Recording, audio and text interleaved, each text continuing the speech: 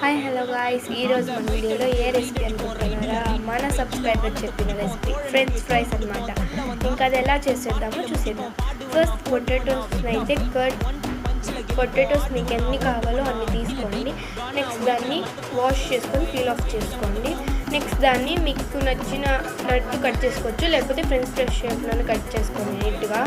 Next దీన్ని వాటర్లో కొంచెం 2-3 టైమ్స్ కడిగేసి ఇంకా వాటర్లో సాల్ట్ వేసి వెనిగర్ వేసి ఒక 15 మినిట్స్ ఉడకపెట్టేయండి. ఇంకా అదైతే అప్పటికి హాఫ్ బాయిల్ అయిపోతుంది. ఇంకా దాన్ని మీరు ఒక జార్లోకి కానీ ఏదైనా ఒక డబ్బాలోకి కానీ ట్రాన్స్ఫర్ చేసుకొని ఇంకా ఫ్యాన్ కింద కొంచెం పారబెట్టి ఇంకా కార్న్ఫ్లవర్ వేసి దాన్ని వేయించుకునేసేయండి. ఫస్ట్ అన్నిటినీ ఒక ట్రిప్ వేయించేసి మళ్ళీ ఇంకోసారి సెకండ్ టైం వేయించేయండి.